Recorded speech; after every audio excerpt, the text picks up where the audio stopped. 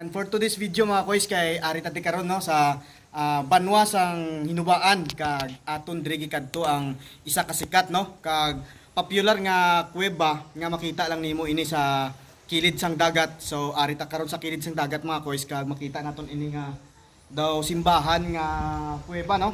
Isa ini ka kuweba nga dako.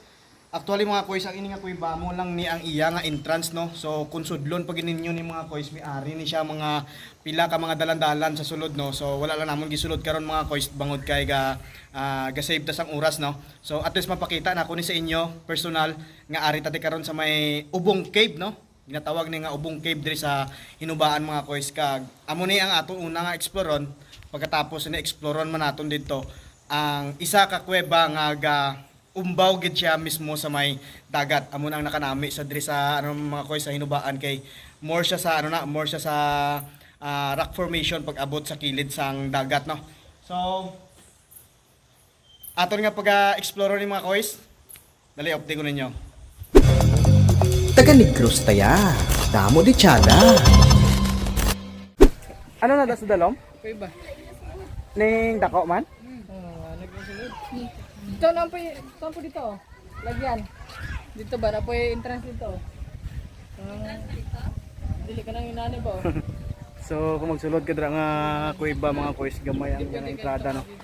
So need ka mag-abang sang sang helmet tag cheese ang isa. So mga koys no. So ari na tadi karon no sa baba sa sininga kuweba.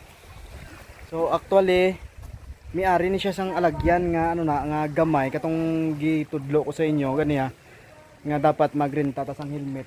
So diri ni siya gali nga masulod. So amo ni ang dako ni nga kuweba mga kung sa personal ninyo nga makita mga koys dako kay nga kuweba no. So sulay namon sulod abot dito kung ano aton makita dito sulod no. Tara. So napuno mga koys ang napuno na sang mga vandal ang pader no. So supposed to be hindi kita ni pagparehason sini mo.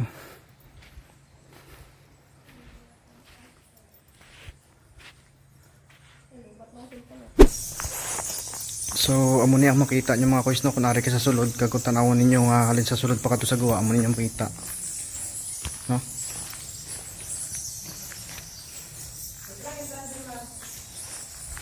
So diri ang part no. So may alagyan na diri koys pasulod dito lapos dito sa gamay nga alagyan no. Pero need ta og tour guide. So dapit laman tani. Kaso lang wala available nga tour guide no. So medyo nagidulom diri mga koys no.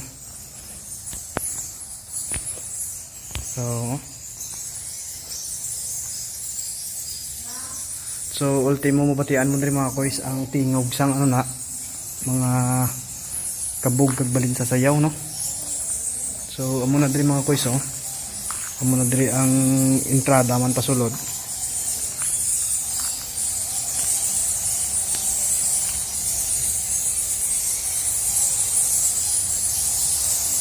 So grabe kadulo mga koys.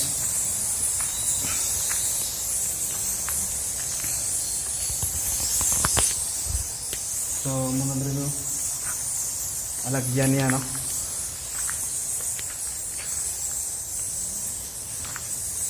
Kanami diri nga kuweba mga koys no kay manla. Tapos pwede ni mahimo wala nga isa ka balay. Pwede gani mo mahimo isa ka balay mga koys no. Kay wala gid sang problema diri kay vertically no kung tan-awon mo wala ni mga koys. Sa vertical lapad siniya.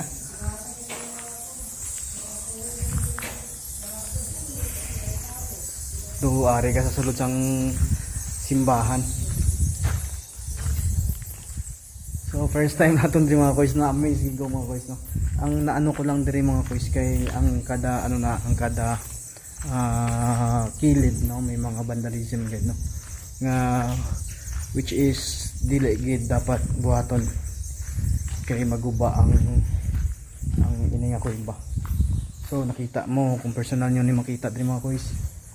Napuro gid sa sang vandalism ang kilid no. Kanami May mga kinubikong libutang dre, mga kubiko sang ano na, sang mga bato. Siguro baligya ni or design na dre nila, no. Kanami dre tambayan mga koys, piti kabugnaw. Siguro kung lapit lang ko di mga koys, number 1 nga tambayan ako ni. Grabe.